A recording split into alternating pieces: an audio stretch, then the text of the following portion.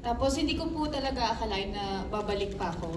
Kaya I'm very grateful. Actually ngayon naninibago pa ako eh. Kasi actually first big event ko ito. After almost 6 years sa showbiz ha. So, I'm very grateful and yun nga, sinasabi ko nga kanina, sila Sir Zenon, sila direct, naalagaan nila ako sa set. Even the production, the staff, even my co-actors. Talagang alam nila kasing first show ko in a very long time. So, inalagaan nila ako sa mga eksena. They were very accommodating sa mga concerns ko, sa mga questions ko. So, I'm just really grateful. I'm nervous, but I'm really excited kung what's in store for me sa pagbabalik. Thank you, Jessie. The next question is for Gerald. This is also a comeback series for you. How different is this project and your character from the ones you've previously done? Well, ibang-iba talaga siya. Like yung, of course, it's different from Baduy, A Soldier's Heart, Tayong Dalawa, yung mga ano. But more than just the character, it's the story itself. Like kanina, di ba? I think our bigger purpose for the show is to make people aware na nangyayari talaga to. Kaya nakaka-relate na maraming tao kasi if it's not you, yung may kilala kayo na nangyari sa kanila itong ganitong kwento. So I'm extra motivated kasi alam ko na may mauwi sila every episode. Di ba? May bago kayong matututunan and there's that awareness. So parang eye-opener siya sa viewers natin, no? Na parang the next victim could be you. Yeah, no? And while you're watching it, it's also parang a forum na pwede ka mag-open up. Di ka na, kumbaga, wala na yung stigma na, alam mo na, nangyayari din sa akin yan. Yung gagawin. I should speak up, parang I should speak up, and then, yun, diba? Kasaming friends mo, nangyayari sa akin yan Because of the show, medyo mawawala yung stigma at yung takot. Diba? Tama yun, kasi pag hindi ka nagsalita, lalong maraming mabibiktima yung scammer na yun, di ba? Thank you, Gerald. Our next question will come from Carl Jun from Kapatid Insider.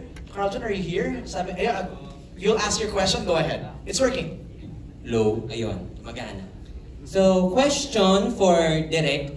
What is the concept behind this series? Why was Sins of the Father chosen as its title?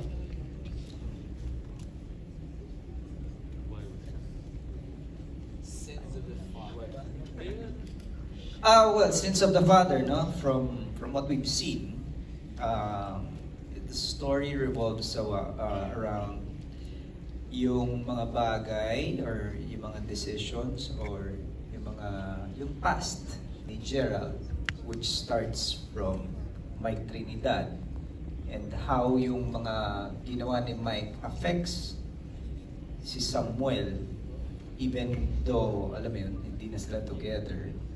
So it's somehow a person's journey to correct the sins of the past, the sins of the father, and how he can change his today and also the future of his family.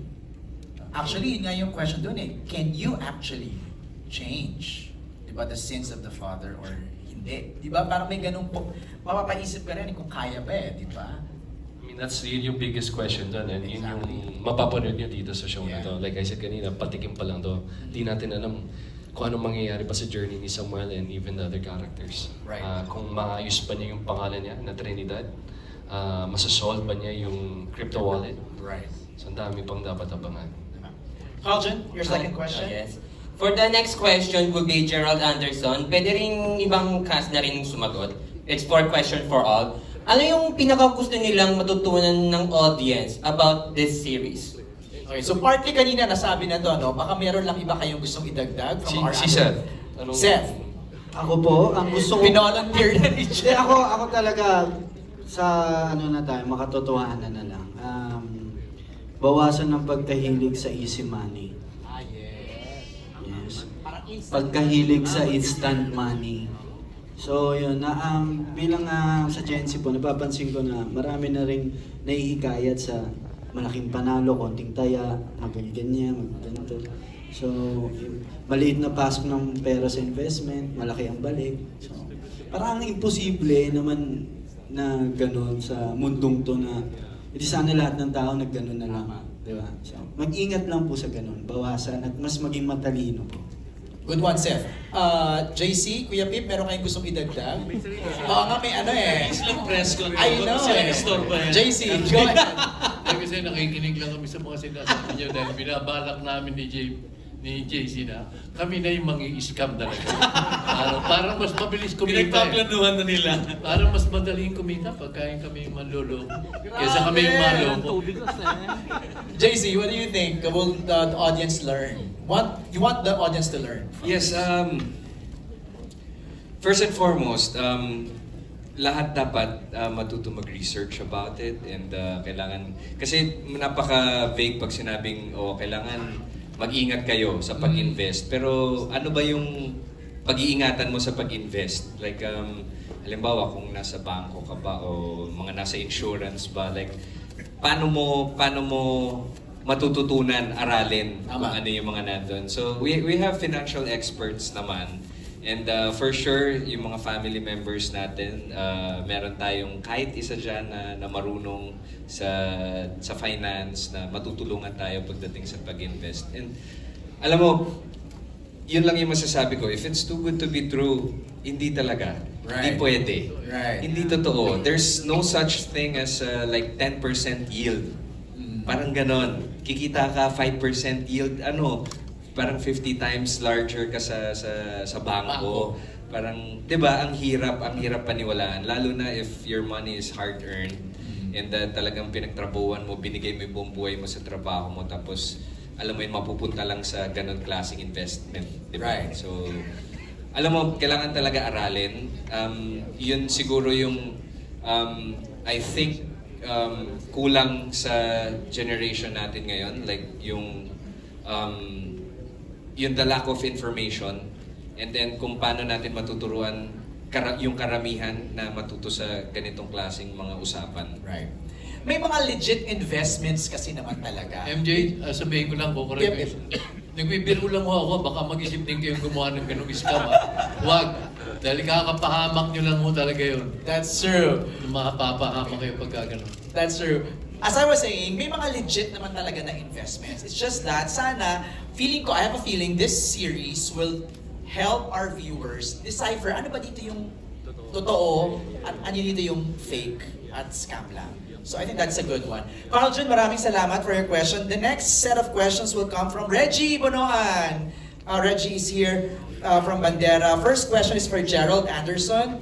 3 taon po ang nakalipas bago ka ulit mapanood sa serye. Ito ba ang gusto ninyo o may mga offers na hindi nyo bet gawin? And since tungkol sa scam ang kwento, nakaranas ka na ba ng pa-scam o sa family mo at malalapit na kaibigan? And ano ang mga hakbang na ginawa nyo sa mga nang-scam? So, it's a 3-part question. Let's start first with, ito ba yung gusto mo? Is this the project that you really wanted, or was there another offer? May mga ibang offers, of course. 3 years yun. But there was another show before this was, okay na ba? Nobody. Medyo binalitan na po namin yun. Nagkaroon kami ng mga delays, but those delays were blessings. Nakapagbuo kami ng ganitong cast. Gumanda pa lalo yung storya. Added great directors. So, parang there's always a silver lining kapag medyo nadidelay po yung mga blessings natin. There's always something better for us. So, ang key lang doon is to be patient, and you ask me if this is what I want. This is what I want. The other part is, meron ka bang family members or malalapit na kaibigan na na-scam, at ano yung mga steps na ginawa ninyo? May mga kilala ko, may mga friends ako, may mga family members din ako na na-scam, and sometimes kaya prevention is the best eh. Kasi minsan kapag na-scam ka, hindi mo na makita yung tao na nag-scam sa'yo. Magaling sila sa ganun, as you see. Diba? Yeah, napanood nyo kanina, hindi nyo basta-basta mahabol yung mga yun. So, again, going back to the show, yun yung prevention. Watch the show, marami kayong makita ng red flags. And if it's too good to be true, hindi po totoo yan. Walang easy money. Lalo na po sa panahon ngayon. Believe me, pag uwi ko sa taping, galing taping, sinasabi, wow, ang hirap kumita talaga. Walang madaling pera. You have to work hard for your money. And you have to work hard to keep your money. Thanks, Jay. Ang next question ni Reggie is for Shaina. Shaina, sa pagkakatanda namin ay first time mong gumanap na abogada. Paano mo ito pinaghandaan? Nag-sit-in ka ba sa mga hearings? Well, kanina rin sinasabi ko dun sa red carpet na kapag tinatanong ako kung meron pa ba akong role na hindi nagawa, wala na akong masabi kasi parang feeling ko nagawa ko na lahat. But then, when this show was pitched to me, I realized na meron pa pala akong hindi nagawa, which is being a lawyer, portraying being a lawyer. Nakaka-excite kasi bago siya for me.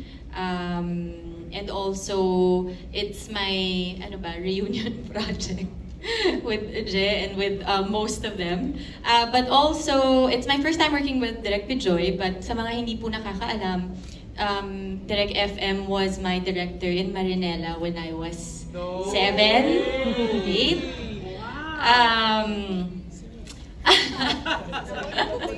So, sorry po, hindi na po ako magsisinungaling pagdating sa edad, no, Direk?